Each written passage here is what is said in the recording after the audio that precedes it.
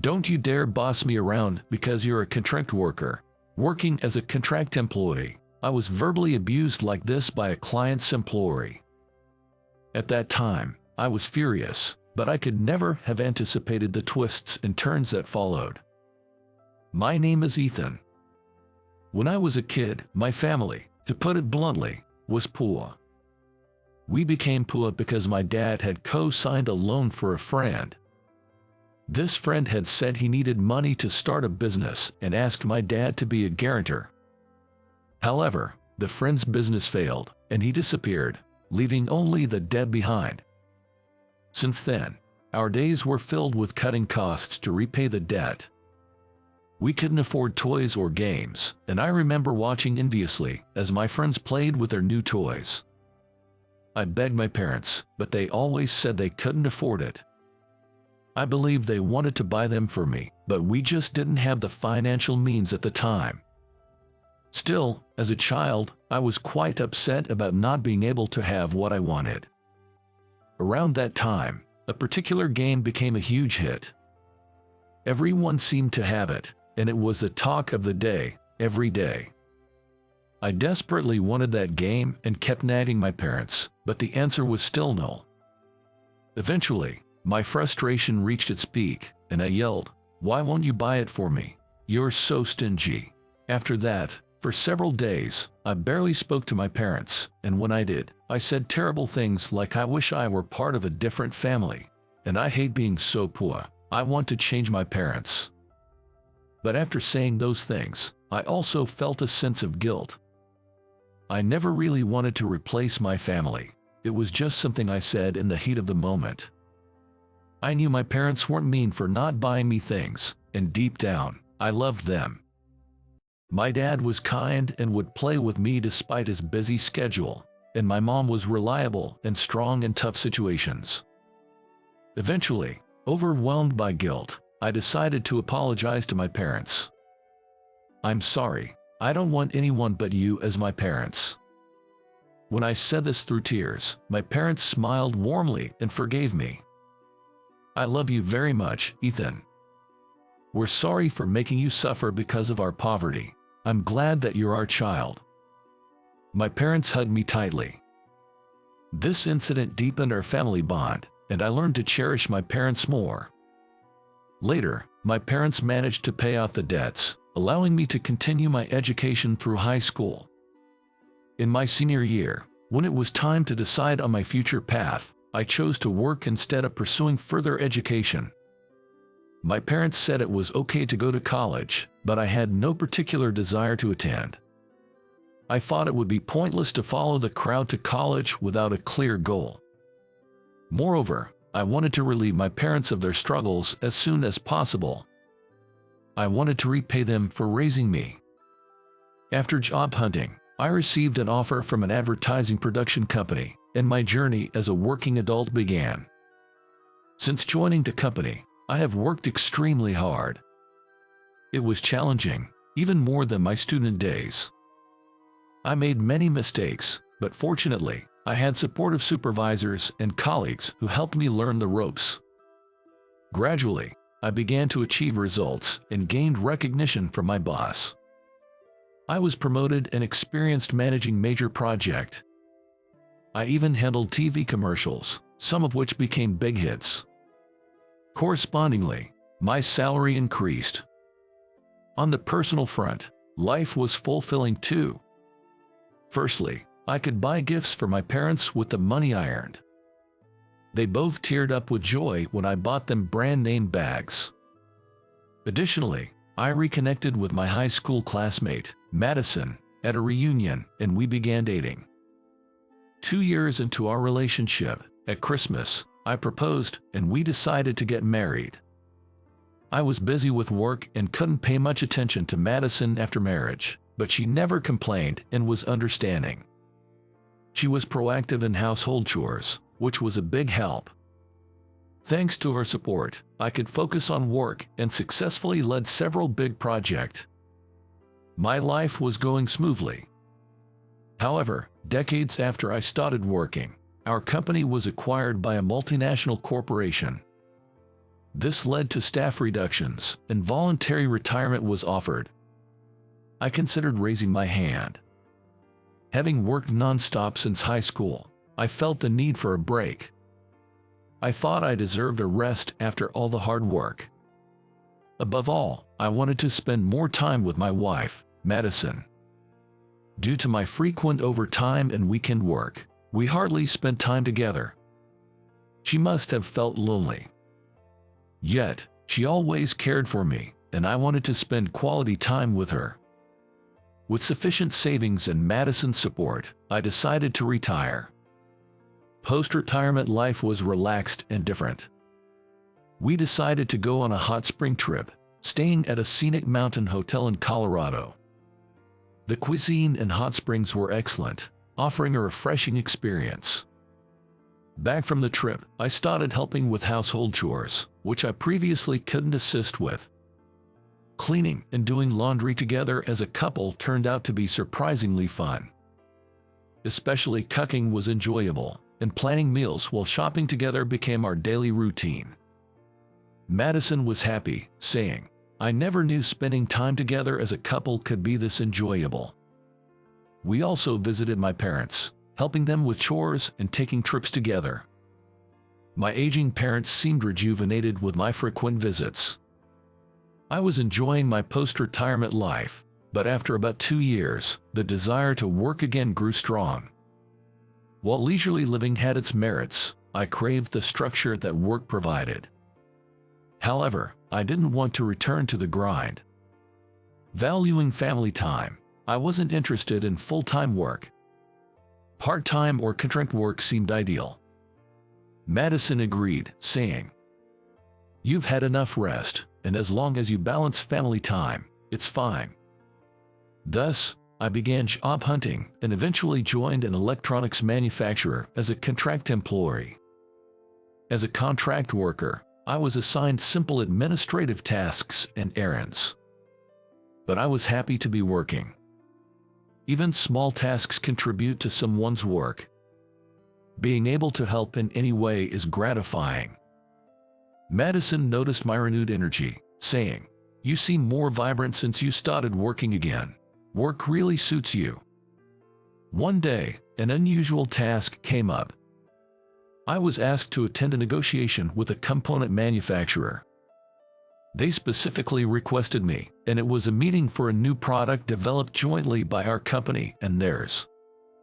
I accepted, seeing it as a chance to utilize my expertise from my advertising days. Not only the manufacturing process, but also how to promote the product was on the agenda, offering an excellent opportunity to apply my previous knowledge. Eagerly, I thoroughly reviewed the pre-meeting documents that were provided. Then came the day of the negotiation. Together with a colleague, I headed to the designated conference room 5 minutes before the scheduled time. Upon entering, I found that the other party hadn't arrived yet. Expecting them to arrive soon, we waited, but even at the appointed time, they didn't show up. Just as I was wondering what had happened, an employee entered the room and informed us that the other party was running late due to a train delay. Train delays are unavoidable, so we decided to wait for their arrival. About 30 minutes later, the representatives from the component manufacturer rushed in. He appeared to be in his 20s, a very young man. His name was Hayden. He was a recent appointee in charge of our company. A bitter feeling spread in my mind. I had never spoken directly to Hayden, but I had seen him a few times around the office. He was in negotiations with one of my colleagues, and I remember him being condescending and blaming my colleague. "Why can't you do something that simple? This is the problem with employees from low-tier colleges," he had said. Hayden's company is an important client for us. He took advantage of our inability to push back, speaking down to us. Moreover, he seemed to be an elite employee from a prestigious university, someone who discriminates based on education and status.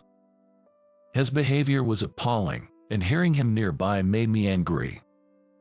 After that meeting ended, my colleague was quite downcast, so I comforted him by saying, You shouldn't worry about what someone like that says.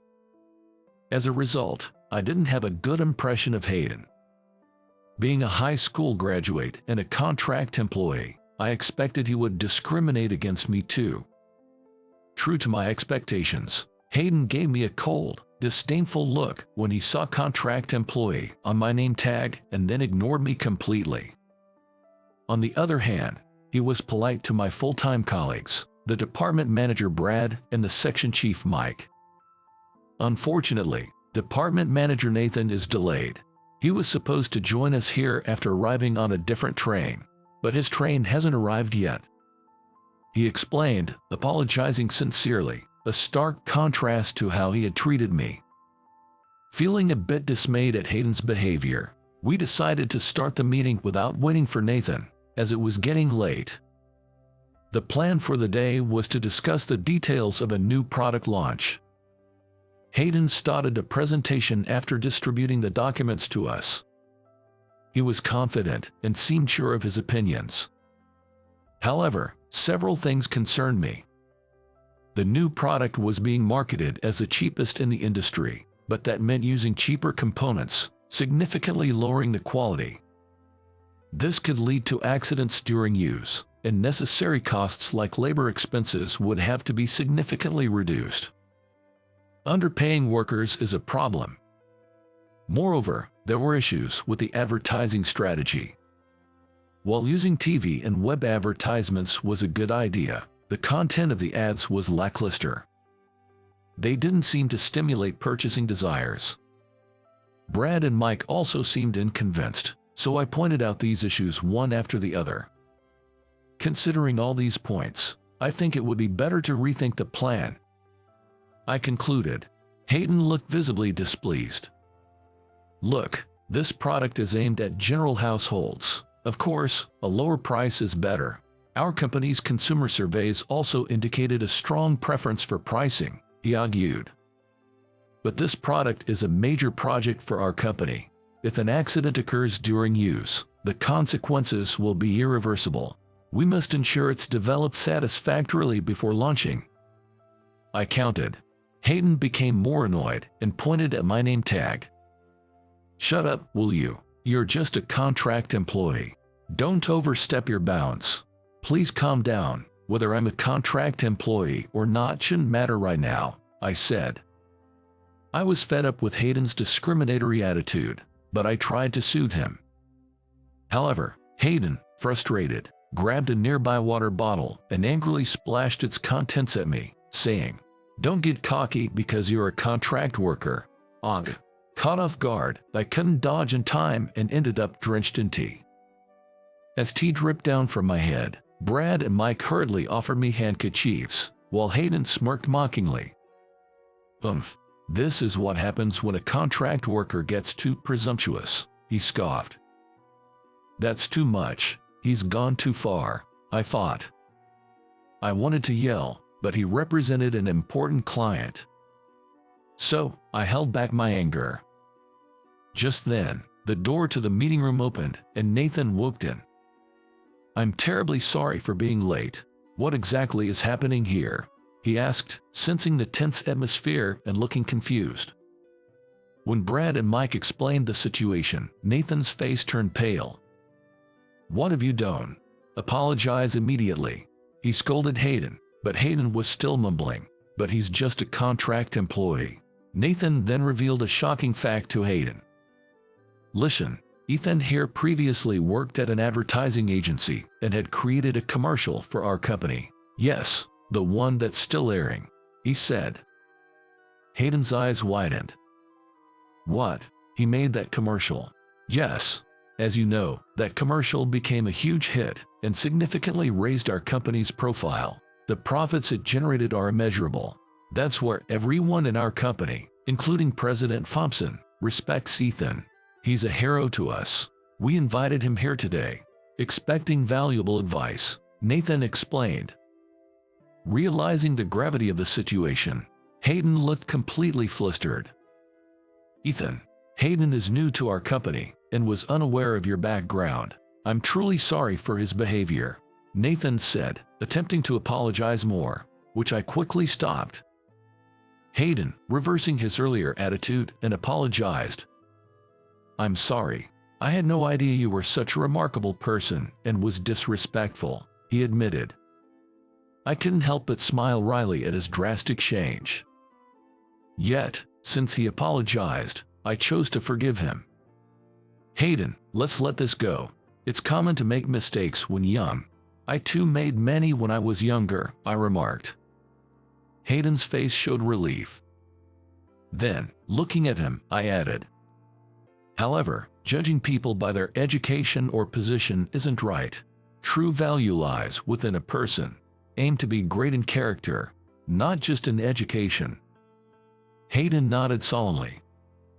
I was raised in a family that valued academic achievement and always thought that people with high education or status were remarkable. But this incident has shown me that I was wrong. From now on, I will properly engage with people, he said. Hearing this, I felt a sense of relief. He would surely grow in the right direction from now on. Looking again at the documents, I said, "Hayden, your documents are very well prepared, and your explanation was clear. The strategy of creating a low-cost product and using web advertisements is not wrong. With some revisions, it could be a great plan." Hayden's face brightened. "Understood. I'll make the necessary corrections before our next meeting," he replied. Later, I learned that Hayden was demoted and couldn't be promoted for some time. He was being strictly trained under Nathan. A month later, we had another meeting. Hayden apologized again for his previous misconduct and presented a revised plan. The new content was significantly improved. The product, utilizing new materials, achieved cost reduction without compromising safety, greatly enhancing its safety features. This way, we can confidently launch it in the market. The content of the advertisement was also problem-free. In fact, I had provided various pieces of advice regarding this. Hayden took them seriously. He himself had studied advertising in depth, resulting in a campaign that would surely resonate with consumers. "Hayden, well done. Both the product and the advertising look great," I said after his presentation. His face lit up with joy. "Thanks to you, Ethan. I'll keep working hard for the success of this project," he said, his eyes clear, showing his sincere change of heart. Accepting mistakes, facing oneself and others, and growing from them, that's what life is all about, I realized. Thus, despite some initial troubles, the project progressed smoothly, and the product became a big hit. The advertisement also became a hot topic on social media for its creativity. I was offered a position as a full-time employee in recognition of my achievements, but I declined. My desire to prioritize time with Madison was stronger, so the flexibility of being a contract worker suited me better. Having wrapped up a major project, I planned a trip with Madison and my parents. Madison gets along well with my parents, so she immediately agreed. It had been a while since our whole family traveled together, creating joyful memories. We decided to make such occasions a regular event. I was furious when Hayden splashed tea on me, but I'm glad things turned around positively. It was a refreshing reminder of the joy of working. However, for me now, my family, including Madison, is more important. My ability to come this far in life is thanks to my family. For the rest of my life, I intend to cherish the time spent with my family.